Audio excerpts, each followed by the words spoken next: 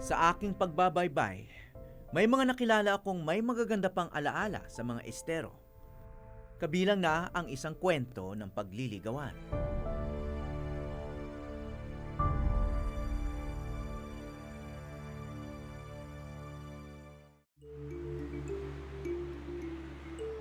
Bago pa man lumaki ang lungsod, matagal nang may mga nakatira sa tabi ng mga estero na salitang Espanyol para sa mababaw na ilog.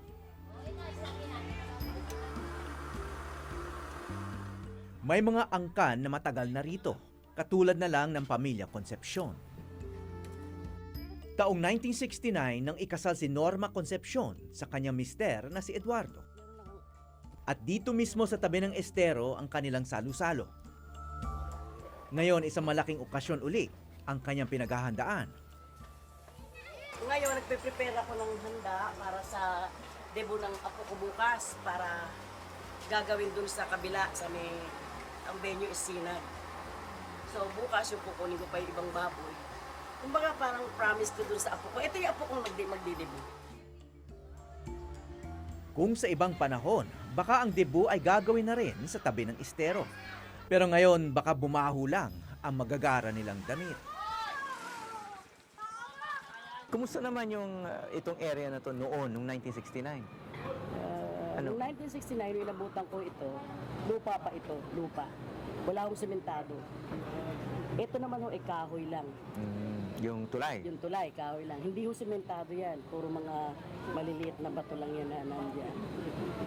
Nung inabutan ko yung lugar ng bahay ng biyanan ko, may baras pa sila dyan, may lupa, buong lupa yan. Kami nagkaroon ng reception sa lugar na yan. Kasi yan ho, maluwag eh.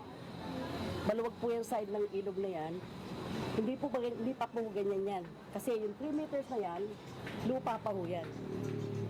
Maliit pa ho yung ilog na yan, tapos meron pa kami nakuwang 3 meters na doon ho kami nag-reception. So napakaganda pala. At yan tulay ng highway niya, wala pa ho yan. Wala pa yung highway. So yung tubig na yun, pwede maligo? Pwede po. Ngayon, paano kayo nakikinabang dyan?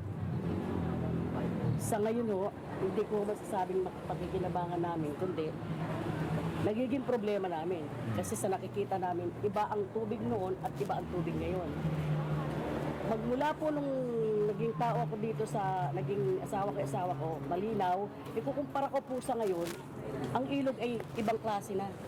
Bukod sa mabaho, maitim pa. At may nakikita kami hindi tama. Basura, lumulutang.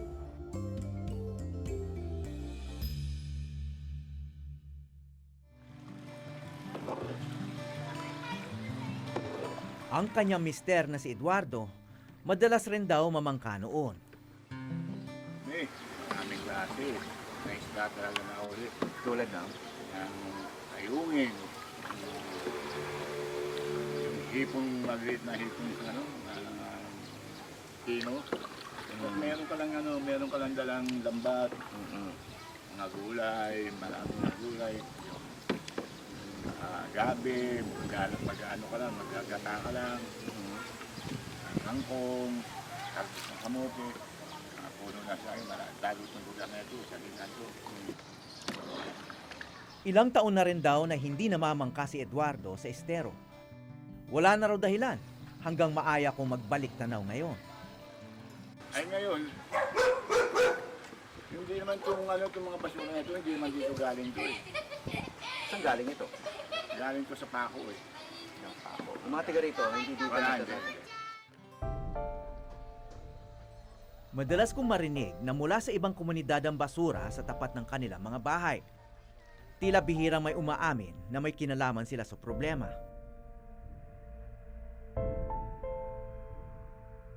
Ngunit merong ngang 47 sanga ng ilog Pasig.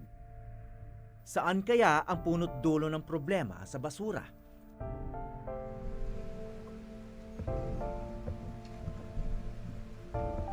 Ayon sa mga taga-Pandacan, galing daw Estero de Paco ang basura sa kanila. Ang esterong tinaguri ang pinakamagandang halimbawa ng rehabilitasyon. Taong 2009 nang simula ng paglilinis sa Estero de Paco. Ngayong hitik na sa halaman ng Estero de Paco, mukhang pwedeng-pwede nang maging pasyalan. Isa ito sa mga proyektong inumpisahan ng Pasig River Rehabilitation Commission na binabantayan ngayon ni Gina Lopez. Transformation dito mula nung talagang sobrang daming basura. It took a year. It had to get them all out. Took a year na. Relocation pa lang yon, and then the cleanup was faster. The cleanup, yeah. But this was all, so we did it in a year and a half. But they didn't maintain. Well, siguro responsibility rin ng community yun. Yeah, exactly. You know, it's the community. Because we cannot do it for them. And I refused to do it for them. But I had a relationship with them. They would never do this because I'll kill them. So I'm gonna kill them now. I will do that for you. Kamusta kayo?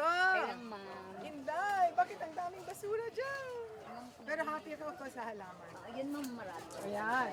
So, ano na niya? Ma'am, ano kasi po ma'am, yung pag nag-high tide siya ma'am, pag nag-high tide siya, Pero dati may nakabangka na kumukuha ng ganyan. opo ma'am, mayroon po. Bakit dati pumunta ako dito, never has it been like this? Nagulat ako eh. Isang taon na ko pumupunta. Kanina po kasi ma'am, nag-high tide siya. Lahat ng basura ma'am galing sa UN, pumunta po dito lahat. Pero bakit ganun din may high tide dati? Last year, pumupunta ako dito bago ako nag-DNR. I'm coming here. It's never been like this. Inday, babarilin kita. Inday, Ma'am, yes ma'am. raise your right hand. Yes ma'am. Nanunumpa ako. Nanunumpa ako Na, what did I say? Magiging malinis. na maging Yung malinis estero. ang estero. Otherwise, Otherwise, babarilin ako ni Mami. babalik ako ng Gina at papatayin pa.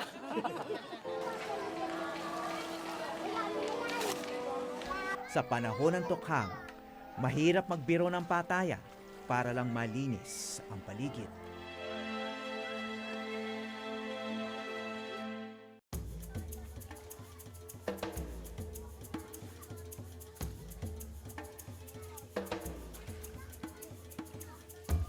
River Warrior. Ito ang tawag kay Nino Hebionada. Residente ng Barangay 686 sa Paco, Maynila.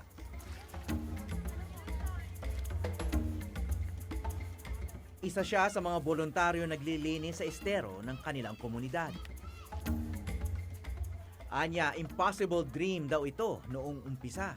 Una po, nung naging river warrior kami, napakahirap po. Inabot po kami ng pangungutya rito na hindi na malilinis ang estero, talagang imposible na siyang malinis. Pero naniwala kami at nanindigan na malilinis to. Tapos po, nung nagtagal-tagal na hindi lang po wala natatapos ang river warrior sa paglilinis, tinuruan din po kami na makipag-usap, maging isang community organizer sa mga tao at sa mga barangay official para kasi sila yung malaking dahilan na maaaring magbalik sa pagdumi ang ating estero. So tinuruan kami kung paano ang tamang pakikipag-usap sa kanila at makumbinsi sila na may kayat na makipagtulungan para sa ikapapanatili at mas ikakaganda pa po ng ating estero.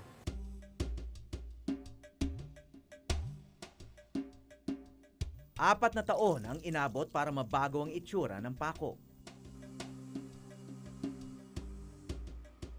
Anong nag-engganyo sa inyo na gawin lahat ito? Na-impluwensyahan po ako ng asawa ko kasi siya po yung unang-unang nag-train ng River Warrior. So nakita ko yung hirap nila, yung pagsasakripisyo nila.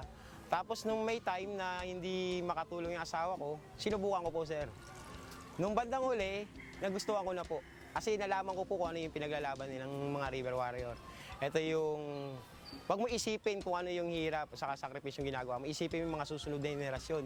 Yung mga bata na lalaki pa para maabutan nila kung ano yung dating ganda ng estero ni Paco. Isa sa mga problema ngayon ay nakabaon sa ilalim mismo ng tubig.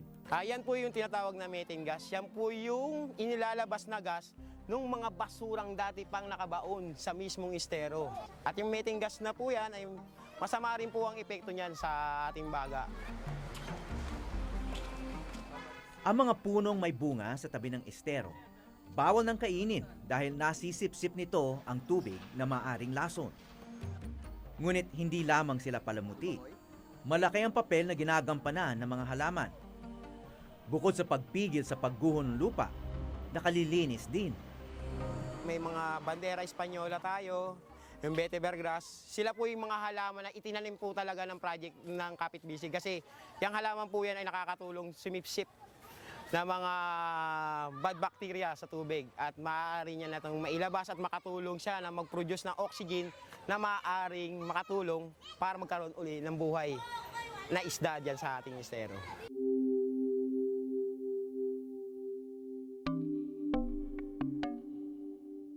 Sa hinaba-haba ng prosesyon ng tubig sa Maynila, sa Ilog Pasig din ang tuloy. At ang dumi ng bawat estero, dito rin dadaloy.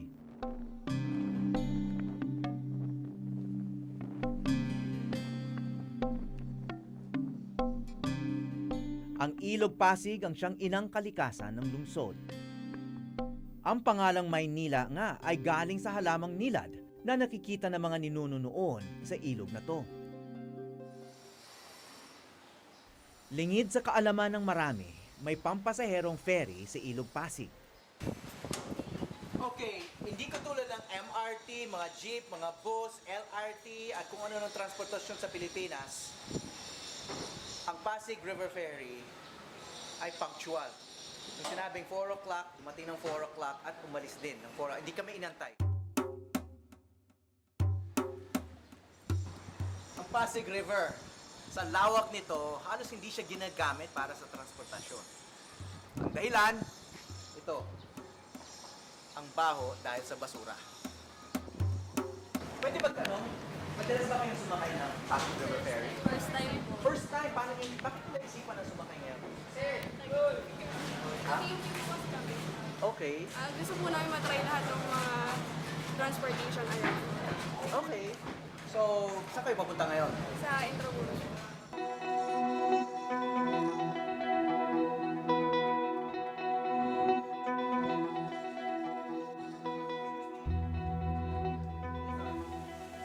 Eksaktong alas 5, umalis na ang ferry patungong Escolta.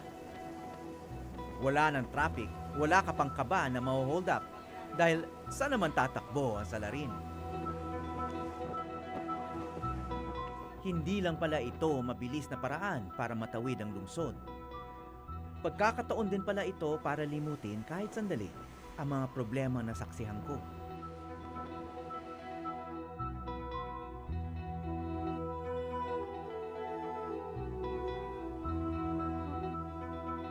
Bagaman batid kong nasa tubig nito ang baho ng syudad, dito mo rin maiisip na noon-noon pa, ang mga estero at ilog din ang nagbibigay ng ginhawa sa nag-iisang Maynila. Ako po si Howie Severino at ito ang Eyewitness.